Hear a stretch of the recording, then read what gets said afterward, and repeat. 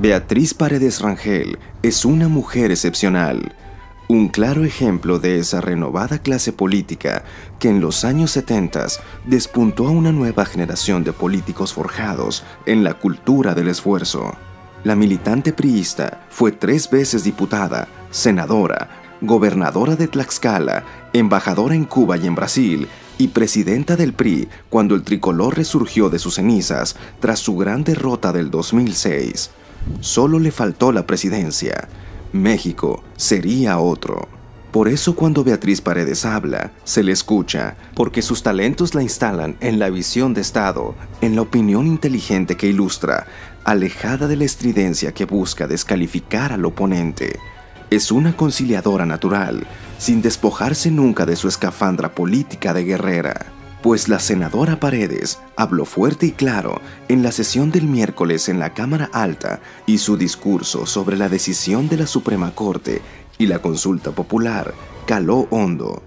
Su conclusión es que en México estamos tocando fondo. Con un presidencialismo exacerbado, con una estrategia de democracia plebiscitaria, con un poder legislativo subsumido por la actuación vertical de mayorías que, aunque son legítimas electoralmente en un régimen democrático, deben conciliar con las minorías, y con una corte debilitada, en este país estamos tocando el fondo. Con un Senado atento, escuchando en silencio cada una de sus palabras, la senadora Paredes pronunció una tesis de excelencia.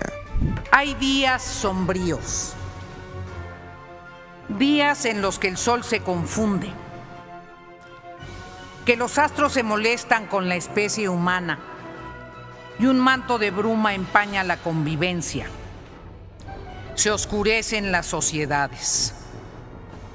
Así fue para mí el 1 de octubre de 2020. La senadora Paredes confirmó su creencia en la Suprema Corte y descalificó el que hubiesen existido presiones sobre sus ministros. Por ello, porque choca contra mis deseos, contra mis creencias,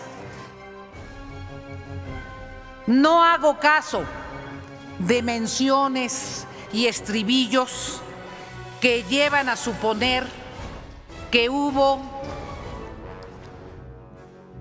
algún doblamiento, algún debilitamiento, alguna presión excesiva sobre los altos personajes que integran a la Suprema Corte.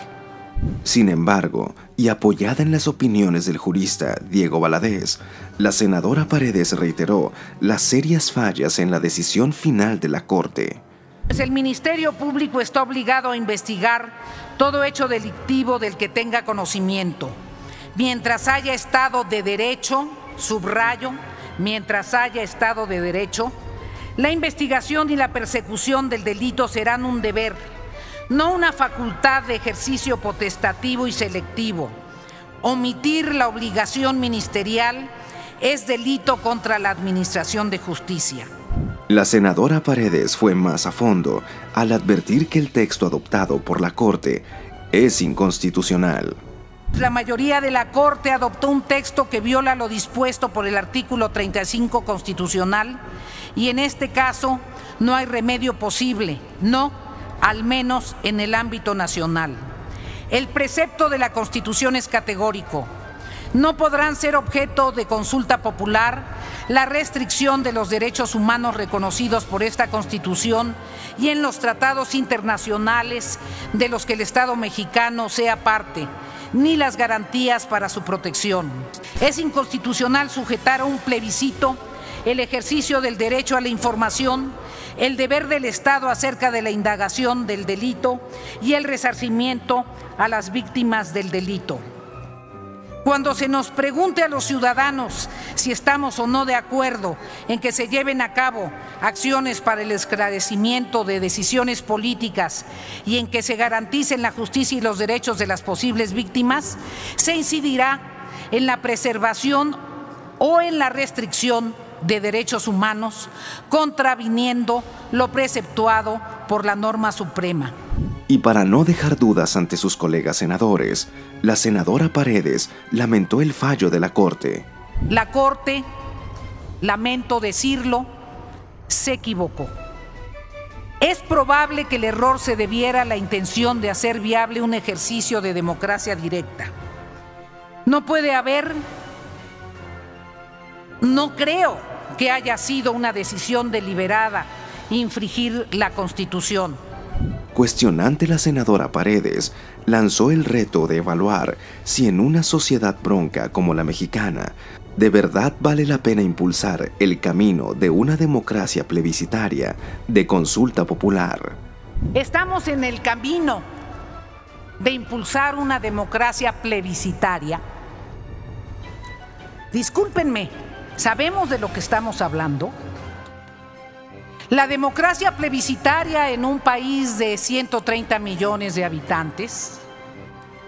La democracia plebiscitaria por encima del marco jurídico vigente, construido a través de décadas, de siglos, en un esfuerzo para armonizar una sociedad bronca con enormes antagonismos.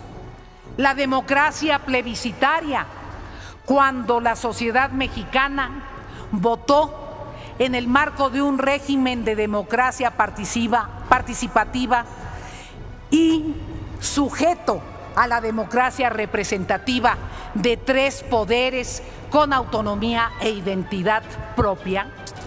Por eso afirmo que para mí el 1 de octubre fue un día sombrío, porque de inicio, en una de mis primeras intervenciones, insinué, citando a León Felipe, que ahí venía el lobo.